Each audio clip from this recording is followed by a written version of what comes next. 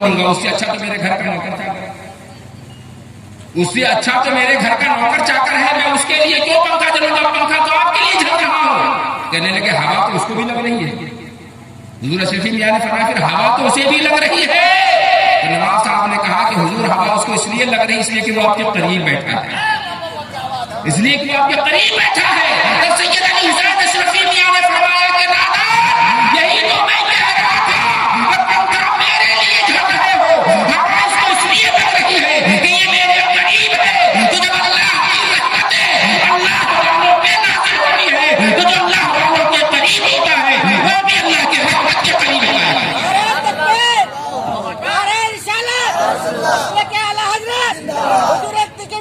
زندہ باد، جب آپ اپنے پیر حضور سرکار عتیق ملت سے محبت کرتے ہیں، ان سے پیار کرتے ہیں، تو اللہ والے کل بھی زندہ تھے، آج بھی زندہ ہے، قیامت تک کے وہ زندہ رہیں گے۔ ان اولیاء الا المتقون، اللہ کے ولی وہ ہوتے ہیں جو متقی اور پرہیزگار ہوتے ہیں، جو تقویٰ شعار ہوتے ہیں، جو اللہ والے ہوتے ہیں۔ اور یاد رکھو دوستو ایک بات اور سنو، آپ کے پاس وقت ہے؟ ایک چھوٹی سی بڑے مزے کی باتیں بتا رہا ہوں حاجی صاحب، بہت مزے کی باتیں بتا رہا ہوں آپ کو، آپ ذرا غور سے سنیں، انشاءاللہ بڑا مزہ آئے گا، بات بھی سمجھ میں آئے گی۔ قرآن کریم میں اللہ تعالیٰ نے فرمایا کلو نفس ذائقۃ الموت، کلو نفس ذائقۃ الموت، ہر نفس کو موت کا مزہ چکھنا ہے۔ موت کو کیا کہا قرآن نے؟ ذائقہ۔ موت کو کیا کہا قرآن نے؟ ذائقہ، ٹیسٹ، سواد، ذائقہ، ٹیسٹ، سواد، یعنی موت کا سواد ہر کسی کو چکھنا ہے۔ سواد ہے یہ، ٹیسٹ ہے۔ اور ٹیسٹ کتنی دیر کے لیے ہوتی ہے؟ ٹیسٹ، ذائقہ کتنے دیر کے لیے؟ کتنی دیر کے لیے؟ جیسے مثال سے ادھر دیکھو میرے طرف، آپ لوگ میرے طرف دیکھو، آپ فرض کرو آپ اپنے ہاتھ میں ایک ایک رسگلہ لے لو، کیا لے لیے؟ ارے بولو میں لے لیے ایک رسگلہ، کیا لیے؟ کیا لے لیا اپنے ہاتھ میں؟ فرض کرو کہ ایک رسگلہ میرے ہاتھ میں ہے، بولو کیا ہے تمہارے ہاتھ میں؟ رسگلہ۔ اس کا ٹیسٹ آپ کو معلوم ہے کہ کیسا ہے؟ نہیں معلوم، ہاتھ میں ہے نہیں معلوم اس کا ذائقہ کیسا ہے، ہاتھ میں ہے تو نہیں معلوم کہ اس کا ذائقہ کیسا ہے۔ منہ کے قریب لے گئے آپ کو ذائقہ معلوم ہے کیسا؟ نہیں معلوم۔ ہونٹ پہ رگڑ لیے آپ کو معلوم ہے اس کا ذائقہ کیسا ہے؟ ابھی نہیں معلوم۔ جیسے ہی رسگلہ کو اپنے منہ میں ڈالا، زبان سے تالو کے ساتھ اس کو چپکایا، جیسے زبان اور تالو دونوں ملا فوراً آپ کو اس کا ٹیسٹ معلوم ہو کہ یہ میٹھا ہے، یہ میٹھا ہے۔ جیسے ہی آپ کو میٹھا لگا فوراً میں نے ایک لیمو کاٹا آپ کے منہ میں نچوڑ دیا، اب آپ کا منہ کا ٹیسٹ کیسا ہو گیا؟ پہلے میٹھا تھا، کیسا ہو گیا؟ کھٹا۔ اور جیسے ہی لیمو کے منہ سے آپ کا منہ کھٹا ہوا لیمو کے رس سے، ویسے ہم نے آپ کو ایک ہری مرچی آپ کی زبان پہ رگڑ دیا اندر، اب کیسا ہو گیا؟ اب کیسا ہو گیا اس کا؟ تیکھا ہو گیا، پیتا ہو گیا، کڑوا ہو گیا۔ تو ذائقہ کتنی دیر کے لیے؟ ایک چھن کے لیے۔ ذائقہ کتنی دیر کے لیے؟ ایک لمحے کے لیے۔ ذائقہ کتنی دیر کے لیے؟ ایک منٹ کے لیے۔ آدمی مرتا کب ہے؟ آدمی مرتا کب ہے؟ جب بچہ ماں کے پیٹ میں ہوتا ہے تو بچہ زندہ ہوتا ہے کہ مرتا؟ ارے بولیے، بچہ زندہ ہوتا ہے کہ مرتا؟ زندہ ہوتا ہے۔ بچہ کھاتا کیا ہے؟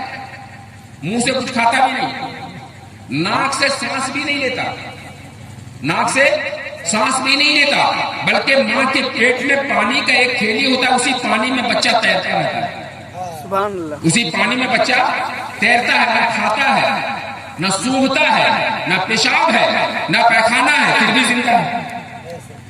ماں کے پیٹ میں زندہ ہے، نہ منہ سے کھاتا ہے، نہ ناک سے سانس لیتا ہے، نہ پیشاب کرتا ہے، نہ پیخانہ کرتا ہے، پھر بھی بچہ اپنی ماں کے پیٹ میں زندہ ہے۔ 4 مہینے سے لے کر 9 مہینے تک، 4 مہینے سے لے کر 9 مہینے تک بچہ اپنی ماں کے پیٹ میں زندہ، کروٹ بدلتا ہے، بچہ حرکت کرتا ہے۔ اگر ایک دن بھی بچہ ماں کی پیٹ میں حرکت کرنا چھوڑ دے تو ماں فوراً پریشان ہو جاتی ہے، اپنے گھر کی بڑی عورتوں سے کہنے لگتی ہے کہ آج میرے بچے پیٹ میں بالکل سناٹا سے لگتا ہے، کہیں خدا نہ خواستہ میرے بچے کو کچھ ہو تو نہیں گیا ہے۔ پورے گھر والے پریشان ہو جاتے ہیں، الٹرا ساؤنڈ کے ذریعے چیک اپ کروایا جاتا ہے کہ بچہ زندہ ہے پیٹ کے اندر یا مردہ ہے۔ تو بولے کہ بچہ چاہے بغیر سانس لیے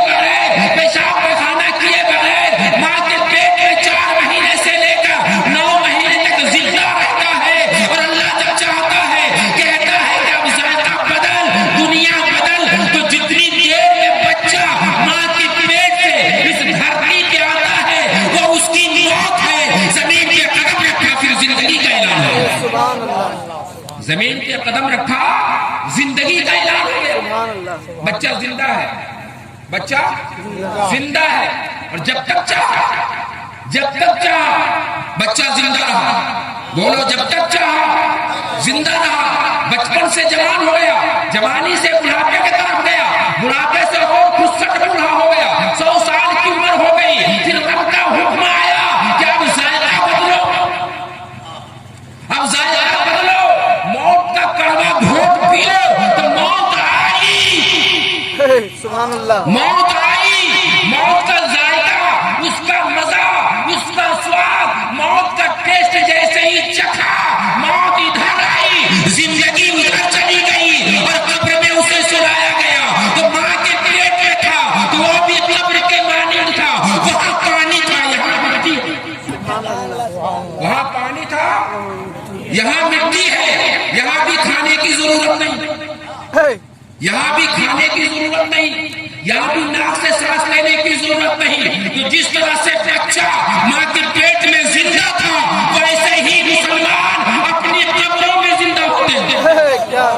ویسے ہی مسلمان اپنی قبروں میں زندہ ہوتے ہیں. میں سرکار حقیقت ملت کی بات نہیں کر رہا ہوں, سلطان الہند خواجہ غریب نواز کی بات نہیں کر رہا ہوں, میں نظام الدین محمود الہی کی بات نہیں کر رہا ہوں, میں صابر کلیہ کی بات نہیں کر رہا ہوں, مخدوم بہار شمس الدین یحییٰ منیری کی بات نہیں کر رہا ہوں, غوث بندانہ کی بات نہیں کر رہا ہوں, سید سالار مسعود احمد غازی بہرائچی کی بات نہیں کر رہا ہوں, عتیق ملت کی بات نہیں کر رہا ہوں. ارے میں بات تو کر رہا ہوں ہر عام مسلمان کا, غلام مصطفیٰ کا, اور غلام مصطفیٰ تو غلام مصطفیٰ ہے, بلکہ ہر ذی روح, ہر ذی نفس جو موت کا مزہ چکھا ہے. ادھر موت آئی, ادھر حیات ابدی اس کو مل گئی ہے. اگر اچھا ہے تو جنت کی باغوں میں ٹہلتا ہے, برا ہے تو قیامت تک اپنے قبر میں عذاب جھیلتا ہے.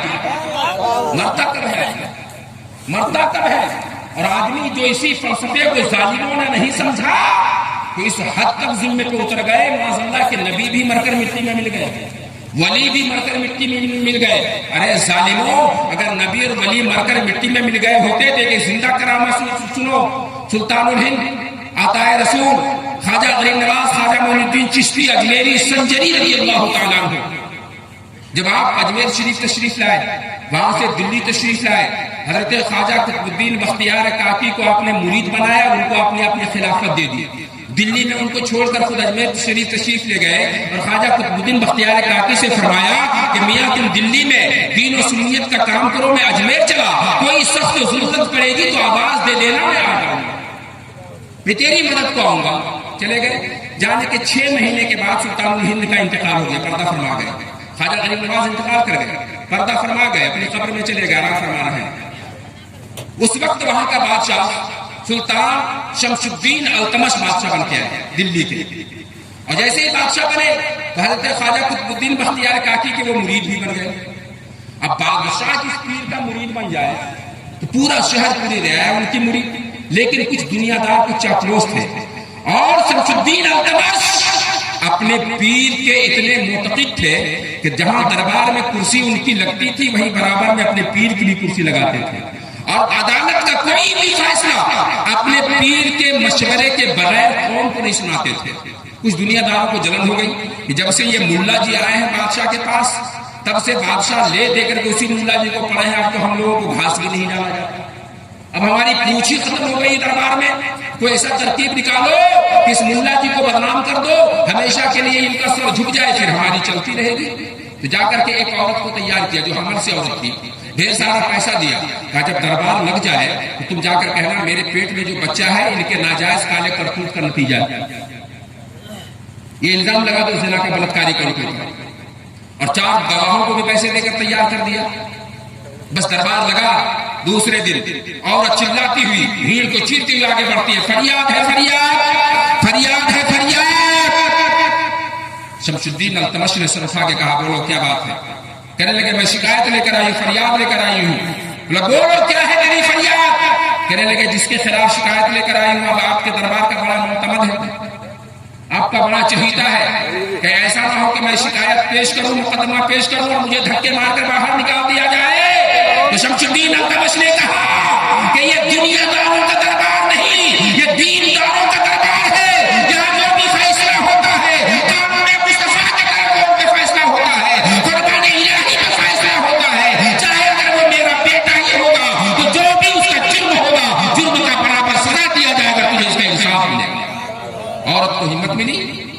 آگے بڑھ کے کہا کہ بغل میں جو ملا جی بیٹھے ہوئے ہیں، میرے پیٹ میں جو بچہ پڑ رہا ہے، یہ اسی کے کالے کرتوت کا نتیجہ ہے، اس نے میرے ساتھ بلاత్కాر کیا گیا۔ یہ سن کر پیر بدزن نہیں ہوئے، صرف سر گھما کر کہتے ہیں کہ حضور یہ کیا کچھ ہے سبحان کے خلاف۔ لیکن حضرت خواجہ قطب الدین بختیار کاکی بولتے بھی کیا؟ کچھ نہیں، بس صرف روئے جا رہے تھے، کوئی جواب نہیں تھا۔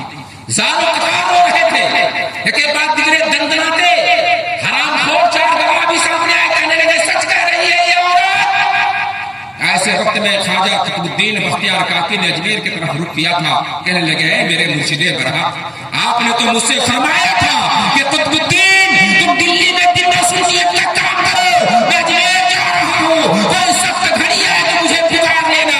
اب بتائیے کہ اس سے بڑی سخت گھڑی، اس سے بڑی مصیبت، اس سے بڑی آزمائش اور میری زندگی میں کیا ہو سکتی ہے؟ سرکار آپ میرے مرشد برحق ہے تو خدا رسول کا واسطہ ہے، آپ تشریف لاؤ میری امداد فرماتے ہوئے۔ پھر اس وقت بھرے دربار میں پورے دلی کے لوگوں نے اپنے ماتھے کی آنکھوں سے دیکھا کہ اچانک بادشاہ کے تخت پہ سر پہ امامہ ہے، نورانی چہرہ ہے، ہاتھ مسائے مبارک ہے، جبہ جیب تر ہے، خواجہ غریب نواز سلطان ہند میں نمودار ہوتے ہیں، اپنے مرید کے کاندھے پہ ہاتھ مار کے کہتے ہیں بیٹے قطب الدین بتاؤ کس لیے تم نے مجھے آواز دی، کس لیے تم نے مجھے پکارا ہے؟ اگر اللہ والے اگر وہ مر کے مٹی میں مل گئے ہوتے تو دلی کے تخت پہ اپنے خاص مرید و خلیفہ کی امداد کے لیے ظاہری شکل میں اجمیر سے دلی تشریف نہ لائے۔ انہوں نے کہا کہ حضور یہ سامنے جو عورت ہے مجھ پر زنا کا الزام لگاتی ہے۔ سلطان الہند خواجہ غریب نواز اس عورت سے پوچھا کہ بول کیا بات ہے؟ کہنے لگے میرے پیٹ میں جو بچہ پڑ رہا ہے اسی کے ناجائز کالے کرتوت کا نتیجہ ہے۔ کہنے لگے سچ بولو، جھوٹ بولنا بہت بڑا گناہ ہے۔ بولا میں سچ کہہ رہی ہوں، میرے پاس گواہ بھی ہے۔ غریب نواز نے فرمایا خاموش ہو جا ظالم، خاموش ہو جا، اب تو نہیں بولے گی، تیرے پیٹ میں جو بچہ پڑ رہا ہے وہ بچہ بولے گا، تیرے پیٹ میں جو بچہ پڑ رہا ہے وہ بچہ بولے گا، تم نہیں بولے گی۔ خواجہ غریب نواز نے وہیں سے اپنی چھڑی کا اشارہ کیا اور کہا بول بچے تو اس کے نطفے سے ہے کہ تو حرامی ہے یا حلالی ہے؟ پیٹ سے آواز آئی کہ خواجہ قطب الدین بختیار کاکی سچے ہیں، سلطان الہند میری بات جھوٹی ہے، ڈھیر سارے پیسے دے کر فلاں فلاں ظالموں نے ان کو ظلم پہ آمادہ کیا ہے، ہم اپنے باپ کے جائز نطفے سے ہے، ہم حرامی نہیں ہے اور یہ میری ماں ہے، یہ جھوٹی ہے۔ اور اللہ کے ولی خواجہ قطب الدین بختیار کاکی سچے ہیں، دین سچا ہے، دھرم سچا ہے، شریعت سچی ہے، ہم سب کے رسول آقا جناب محمد رسول اللہ کا ہر فرمان۔ تو میرے دوستو جو اللہ والے ہوتے ہیں وہ کل بھی زندہ تھے، آج بھی زندہ ہے، صبح قیامت تک تھے، وہ زندہ ہے۔ اور جب کبھی بھی ان کے چاہنے والوں نے اپنے آقاؤں کو امداد کے لیے پکارا ہے تو چاہے وہ بغداد ہو، چاہے وہ کلیر ہو، چاہے وہ اجمیر ہو، چاہے وہ کچوچا ہو، چاہے وہ بہار ہو، چاہے وہ بنگال ہو، چاہے وہ بہرائچ ہو، چاہے وہ رانچی، حضرت بڑے مولوی صاحب یا داتا بابا کا مزار ہو، ہر بزرگ اپنے چاہنے والوں کی امداد فرماتے ہیں۔ اس لیے اپنے اللہ والوں سے لو لگاؤ، اپنے پیروں سے محبت کرو، اللہ والوں کے قریب ہو جاؤ، تم بھی اللہ کے رحمت کے قریب ہو جاؤ، اللہ والوں سے قریب ہو جاؤ، تم بھی رب کے رحمت کے قریب ہو جاؤ۔ تو میرے دوستو ایک اللہ والے کے مقدس ولی کے عرس کے موقع سے ان کے فیضان لینے کے لیے آپ اس جلسے میں حاضر آئے ہیں۔ دعا ہے کہ رب قدیر اپنے حبیب کے صدقے آپ کے دامن مراد کو حضور عتیق ملت کے فیضان سے بھر دے اور آپ کی عمروں میں برکتیں عطا فرمائے اور حاسدین کی حسد سے، نظر بد سے، ظالموں کے ظلم سے، شیاطین کے شر سے رب قدیر اپنے حبیب کے صدقے قوم مسلم کی جان و مال، عزت و آبرو، مسجدوں اور مقبروں کی حفاظت فرمائے، آمین ثم آمین۔ بجاہ سید المرسلین خوب کیے سیر چمن، پھول چنے شاد رہے، باغ جاتا ہوں یہ گلشن تیرا آباد رہے۔ السلام علیکم ورحمۃ اللہ وبرکاتہ۔